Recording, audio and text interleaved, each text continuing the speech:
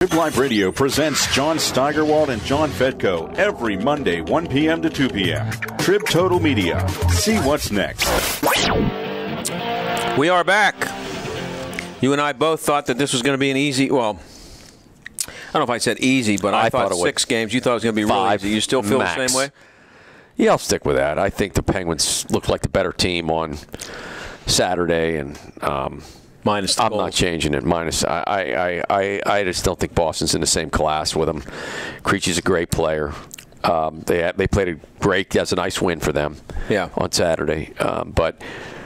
I mean, obviously, John, we do have a huge controversy now. I mean, it played out to the scenario I said. I think I even may have mentioned last week, seriously, from my memory, that if they lose the first game 3-0, you got to go to Fleury. Well, here they go. They lost the first game 3-0, and they're going to go with Vaucoun. Yeah. And if I'm Marc-Andre Fleury, I'm selling my house because he is absolutely out of here unless the other scenario we talked about last week, which is absolutely could happen. They get into a situation like they play Chicago in the finals, and Chicago scores like 7 on Vaucoun. Then Fleury comes in, they win this cup, and Fleury's a hero again. But barring that, they're going to desperately try to trade Fleury at this point. If it's 2-0 in the first period, Boston tonight, and the goals aren't exactly if they're cheap goals, yeah. But I mean, this is the opportunity, right? This is a real indictment of what they think about Marc-Andre Fleury. The goals were soft? No. Yeah. No, but if you're a believer in Marc-Andre Fleury you pay him to be your number one guy. Right. So if you're management, and management would include Dan Bylsma, then you're a believer that this guy is your number one goalie, and obviously you ride Vaucoun. He's the hot guy, won a series. But if you're a believer, this is your door. It's wide open. You just now we bring in Marc-Andre. Everybody's happy. Vaucoun doesn't complain, which he wouldn't anyway. Fleury's happy, and off we go. The fact they're not making this move is a total indictment of how they feel about Marc-Andre Fleury. Yeah. This is what it tells you right as of today. This could change. In 3 weeks from now, this is not in stone. Yeah, he absolutely could be the hero of the finals. They are going to try to trade him. That's a done deal, and try to get a high draft pick. But he is on the trading block. There is no doubt that Cheryl's calling everybody. What will you give me for Marc-Andre Fleury? Again, that's as of this moment. As of this moment. If he goes in tonight after Vaucoun gives up a couple of goals and stones him and they win the game. But there's no other way around this. Did you talk about this with Dejan? About Fleury? Well, he doesn't think it should even be considered. Why? Because Vaucoun is because the goaltending. I said the same thing.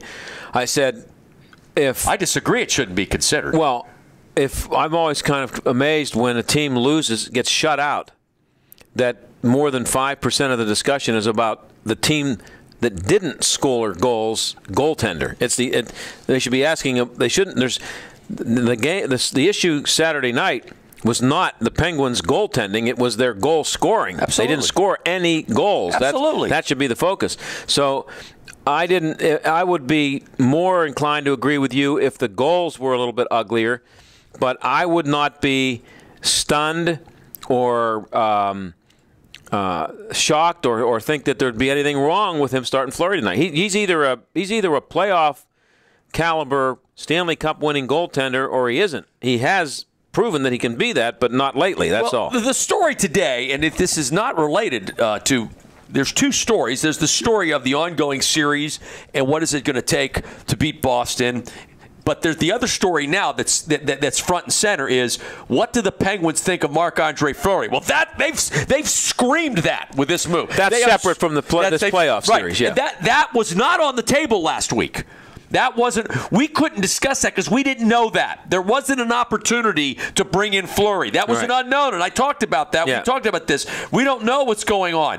This is an absolute blasting headline. Penguins trying to trade Marc-Andre Fleury. That's happening. Traditionally in hockey, if the number one goaltender is benched or yanked, and the backup is hot for a couple of games, and he plays 2 or 3 games, that only lasts until that backup loses a game, and then the number one guy just automatically gets it back. Well, that's not happening. No. Now, that not happening because it's the playoffs, or is it not happening because they don't believe in Marc-Andre Fleury? I think it may be a combination of both. They don't believe in Marc-Andre Fleury. There is no question about that.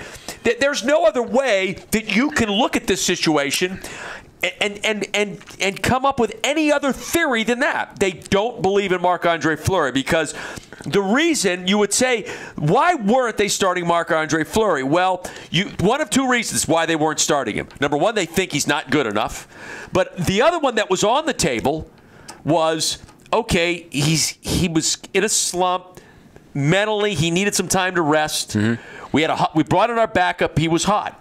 Okay, but once the hotness ends, okay, we're going to bring in Fleury. This isn't like the first period of the Western Conference semis where Quick stopped. I think Chicago outshot. We may need to look it up. Chicago outshot LA in the first period of the Western Conference semi, 17-2. I think. Right. It was. If you watch, it was ridiculous. Yeah. It was like a pinball machine in one end of this ice. Yeah. And Quick was standing on his head. Right. I mean, he is the reason the LA Kings are where they are. Right. There's no question. If Quick gives them 7 goals, you go right back to him. He's unbelievable. Right. Fleury, on the other hand, here's a guy that has struggled in playoffs in the past, was struggling this year, but has also won you a cup. So it was won you a cup. He was one of the main reasons they won the cup. Right. So, okay, he had a couple of bad games. Let's put in Vokun. He gets hot. If there's any thinking at all that Fleury is the guy, your guy, you bring him back tonight. The fact he is not in tonight, nobody's got to say anything to him. He's done here. He's done unless he gets that shot. Right. Unless he gets a shot. So if Vokun wins the next 4 games, the next 4, they win the next 4 with Vokun and then go in the next round and win Fleury's. Yeah, what this tells you tonight. That's a lot of ifs, but because my point about the Quick performance in the West is this: Vokun hasn't been standing on his head. He's just giving you quality goaltend. Right. He could easily be replaced. He's not the reason the Penguins are where they are. Right. He's done his job, quality work, above average, great, but he's not standing on his head. No. So since he's not standing on his head, you bring in the goalie that has a history of standing on his head in a Stanley Cup final, which is Marc-Andre Fleury. But you don't think he can stand on his head anymore. Apparently the Penguins don't think that anymore. Good point.